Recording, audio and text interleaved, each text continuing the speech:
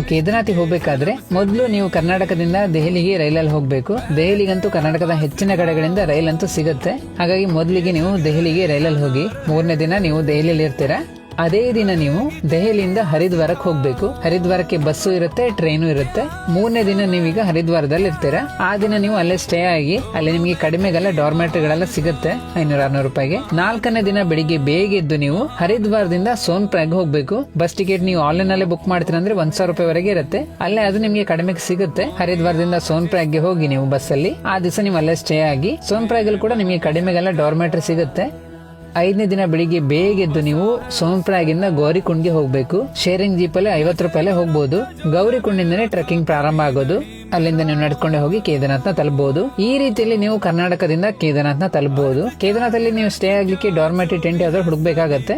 ರೂಮ್ಗಳಂತೂ ಸಿಗೋ ತುಂಬಾ ಕಷ್ಟ ಇರುತ್ತೆ. ನೀವು ಡಾರ್ಮೆಟ್ರಿ ಟೆಂಟ್ಗಳನ್ನೆಲ್ಲ ನೀವು ಮೊದಲೇ ಆನ್ಲೈನ್ ಅಲ್ಲೇ ಬುಕ್ ಮಾಡ್ತೀರಾ ಅಂದ್ರೆ GMVN ಅಂತ ವೆಬ್ಸೈಟ್ ಇದೆ, ಅಲ್ಲೇ ಬುಕ್ ಮಾಡ್ಕೊಂಡು ಬರಬಹುದು. ಆ ವೆಬ್ಸೈಟ್ ನ ನಾವ್ ಇಲ್ಲಿ ಕೊಟ್ಟಿದ್ದೇವೆ. ಯಾವ ತರ ರಿಜಿಸ್ಟ್ರೇಷನ್ ಕೂಡ ಮಾಡ್ಲೇಬೇಕಾಗತ್ತೆ, ಅದು ಕೂಡ ನಾವು ವೆಬ್ಸೈಟ್ ನ ಕೊಟ್ಟಿದ್ದೇವೆ. ನೀವೇನಾದ್ರೂ ಹೆಲಿಕಾಪ್ಟರ್ ಬುಕಿಂಗ್ ಮಾಡೋ ಪ್ಲಾನ್ ಅಲ್ಲಿ ಇದ್ರೆ ನಾವಿಲ್ಲಿ ವೆಬ್ಸೈಟ್ ನ ಕೊಟ್ಟಿದ್ದೇವೆ ನೋಡಿ, ಇದೇ ವೆಬ್ಸೈಟ್ ಅಲ್ಲೇ ಮಾಡಬೇಕು. ತುಂಬಾ ಫೇಕ್ ವೆಬ್ಸೈಟ್ ಗಳಿರುತ್ತೆ, ನೋಡ್ಕೊಳ್ಳಿ ಸರಿ ಮಾಡಿ. ಈ ರೀತಿಯಲ್ಲಿ ನೀವು ಕೇದಾರ್ನಾಥಿಗೆ ಹೋಗಿ ಬರ್ಬೋದು. ಕೇದಾರ್ನಾಥ್ ಬಗ್ಗೆ ಇನ್ನಷ್ಟು ವಿಡಿಯೋಗಳನ್ನ ನಾವು ಮಾಡಲಿದ್ದೇವೆ, ಹಾಗಾಗಿ ನಮ್ಮ ಪೇಜ್ ಫಾಲೋ ಮಾಡ್ಕೊಳ್ಳಿ.